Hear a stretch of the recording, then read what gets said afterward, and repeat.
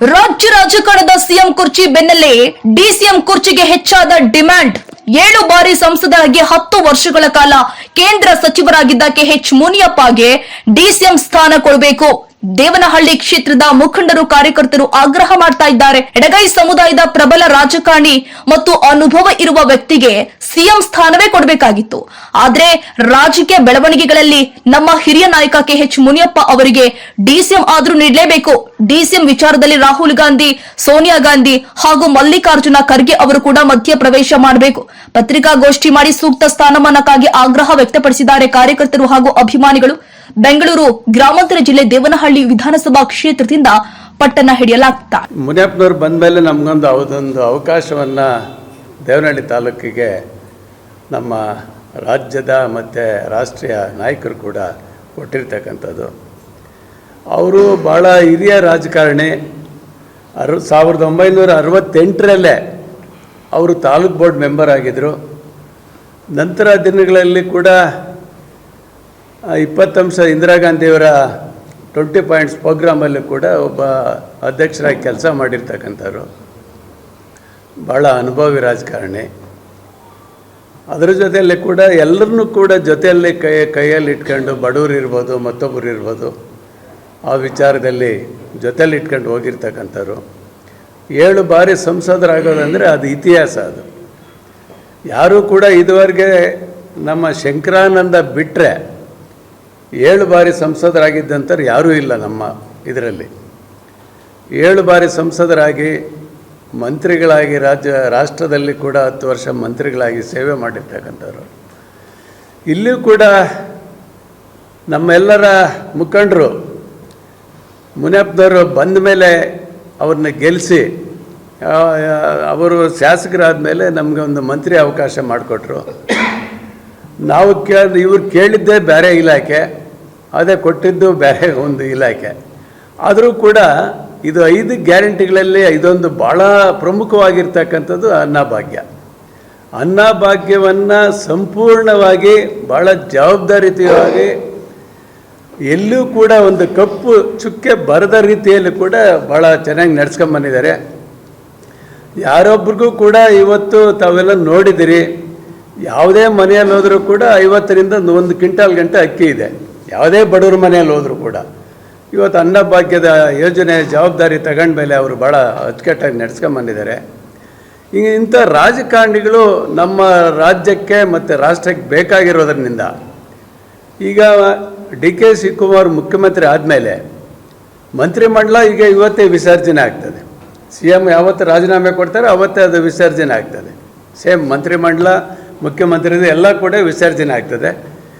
ಅವರು ಮುಖ್ಯಮಂತ್ರಿ ಆದಮೇಲೆ ಇಂಥ ಹಿರಿಯ ನಾಯಕರನ್ನೆಲ್ಲ ಜೊತೆಗಿಟ್ಕೊಂಡು ಕೆಲಸ ಮಾಡಿದ್ರೆ ಇನ್ನೂ ಗೌರವ ಕೂಡ ಹೆಚ್ಚಾಗ್ತದೆ ಅನ್ನೋ ದೃಷ್ಟಿ ಇಟ್ಕೊಂಡು ಮುನಿಯಪ್ಪನವ್ರಿಗೆ ಒಂದು ಉಪಮುಖ್ಯಮಂತ್ರಿ ಸ್ಥಾನ ಅವಕಾಶ ಸಿಕ್ಕಿದ್ರೆ ಆ ಕಮ್ಯುನಿಟಿ ಕೂಡ ರಾಜ್ಯದಲ್ಲಿ ಭಾಳಷ್ಟು ದೊಡ್ಡ ಸಂಖ್ಯೆಯಲ್ಲಿ ಇದೆ.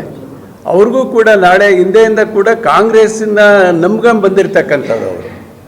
ಈಗ ಇಂದಿರಾ ಗಾಂಧಿಯವರು ಬರಗಾಲ ಬಂದಂಥ ಸಂದರ್ಭದಲ್ಲಿ ಅಮೇರಿಕದಿಂದ ಜೋಳ ತರಿಸಿ ಅವತ್ತಿನ ದಿವಸ ಕಾಪಾಡಿರ್ತಕ್ಕಂಥವ್ರು ಯಾರೇ ಕೇಳಿ ಇಂದಿರಾ ಗಾಂಧಿಯಿಂದ ಬದುಕಿದ್ದೀವಿ ಅಂತ ಹೇಳ್ತಾರೆ. ಇವತ್ತಿನ ದಿವಸ 3 ವರ್ಷಗಳ ಕಾಲ ಕೆಲಸ ಮಾಡಿರ್ತಕ್ಕಂಥ ಮಾನ್ಯ ಕೆಎಚ್ ಮುನಿಯಪ್ಪ ಸಾಹೇಬರನ್ನು ಮುಂದಿನ ಸಚಿವ ಸಂಪುಟದಲ್ಲಿ ಈ ರಾಜ್ಯದ ಉಪಮುಖ್ಯಮಂತ್ರಿಗಳಾಗಿ ಮಾಡಬೇಕು.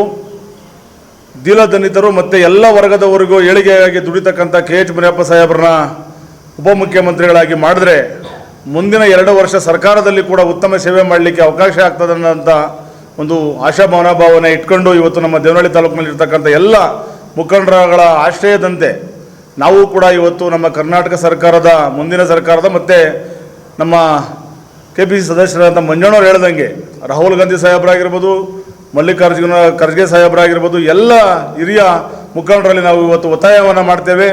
ಮುಂದಿನ ದಿನದಲ್ಲಿ ನಮ್ಮ ಸರ್ಕಾರದಲ್ಲಿ ಕೆಎಚ್ ಮುನಿಯಪ್ಪ ಸಾಹೇಬರನ್ನ ಉಪಮುಖ್ಯಮಂತ್ರಿಗಳಲ್ಲಿ ಮಾಡಬೇಕು ಅನ್ನೋ ಒಂದು ನಮ್ಮ ಆಶಾಭಾವನೆ ಇಟ್ಕೊಂಡಿದ್ದೇವೆ ಅಂತೇಳಿ ನಮ್ಮ ಸಿದ್ದರಾಮಯ್ಯನವರು ರಾಜೀನಾಮೆ ನೀಡಿದ್ದಾರೆ. ಅವರಿಗೆ ಹೃತ್ಪೂರ್ವಕ ವಂದನೆಗಳು. ಅದೇ ರೀತಿ ಮುಂದಿನ ಮುಖ್ಯಮಂತ್ರಿ ನಮ್ಮ ಡಿ.ಕೆ. ಶಿವಕುಮಾರ್ ಆಗ್ತಾ ಇದ್ದಾರೆ. ಆ ಸಚಿವ ಸಂಪುಟದಲ್ಲಿ ನಮ್ಮ ಕೆಎಚ್ ಮುನಿಯಪ್ಪನವ್ರಿಗೆ ಡಿ.ಸಿ.ಎಂ ಸ್ಥಾನ ಕೊಡಬೇಕಂತ ಅವರು ತಮ್ಮಲ್ಲಿ ಕಳಕಳಿಯಿಂದ ನಾನು ಡಿ.ಕೆ. ಶಿವಕುಮಾರ್ ಅವ್ರನ್ನ ಮತ್ತು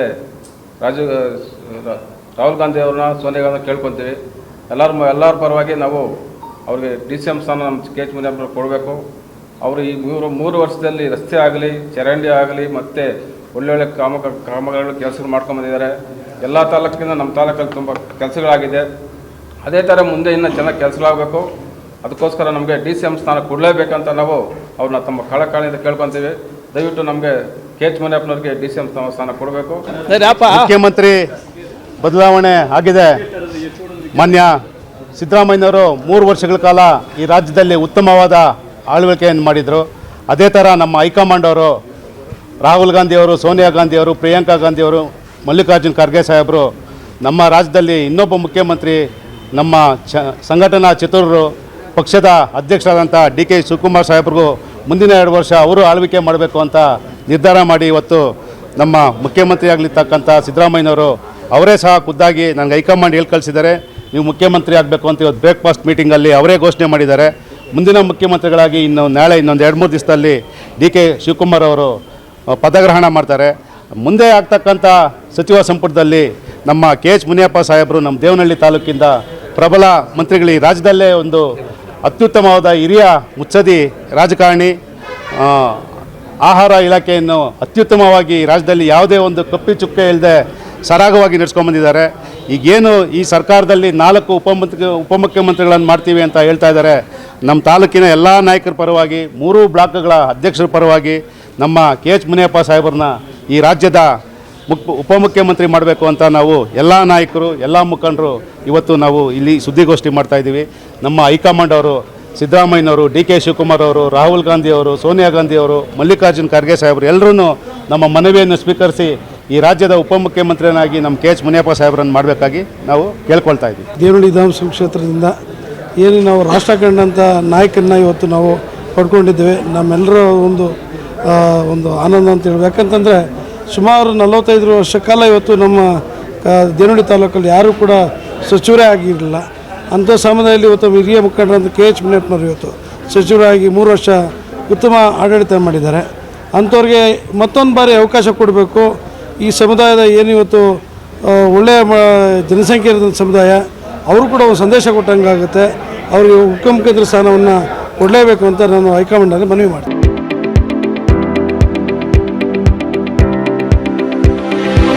ಯಶಸ್ ವಿದ್ಯಾ ಕೇಂದ್ರ ಮತ್ತು ಯಶಸ್ PU ಕಾಲೇಜಿನಲ್ಲಿ 2026-27ನೇ ಸಾಲಿನ ಪ್ರವೇಶಾತಿ ಆರಂಭವಾಗಿದ್ದು, ಮಾಂಟೆಸರಿಯಿಂದ 10ನೇ ತರಗತಿಯವರೆಗೂ ಹಾಗೂ PU ಕಾಲೇಜು ಪ್ರವೇಶಾತಿ ಪ್ರಾರಂಭವಾಗಿದೆ. ನಮ್ಮಲ್ಲಿ ಸೈನ್ಸ್, ಕಾಮರ್ಸ್ ಕೋರ್ಸ್ಗಳು ಲಭ್ಯವಿದ್ದು, ಸೈನ್ಸ್ನಲ್ಲಿ PCMB ಹಾಗೂ PCMC ಕೋರ್ಸ್ಗಳಿದ್ದು, ಕಾಮರ್ಸ್ನಲ್ಲಿ CA, BA ಹಾಗೂ SABA ಕೋರ್ಸ್ಗಳಿವೆ. ಕೆಲವೇ ಸೀಟ್ಗಳು ಮಾತ್ರ ಲಭ್ಯವಿದ್ದು, ಅತ್ಯಾಧುನಿಕ ಶಿಕ್ಷಣ, ಉತ್ತಮ ಶಿಕ್ಷಕರು ಇದ್ದು 100ಕ್ಕೆ 100ರಷ್ಟು ಫಲಿತಾಂಶ ನೀಡಲಾಗ್ತಾ ಇದೆ. ಮಕ್ಕಳನ್ನ ಕರೆದುಕೊಂಡು ಬರಲು ಶಾಲಾ ವಾಹನ ವ್ಯವಸ್ಥೆ ಕೂಡ ಲಭ್ಯವಿದೆ. ಒಮ್ಮೆ ಭೇಟಿ ನೀಡಿ. ಯಶಸ್ ವಿದ್ಯಾ ಕೇಂದ್ರ ಮತ್ತು PU ಕಾಲೇಜು, ಸೋಮಶೆಟ್ಟಿಹಳ್ಳಿ ಮತ್ತು ಚಿಕ್ಕಬಾಣವರದ, ಮಾರುತಿನಗರ, ದಾಸರಹಳ್ಳಿ, ಬೆಂಗಳೂರು 560090.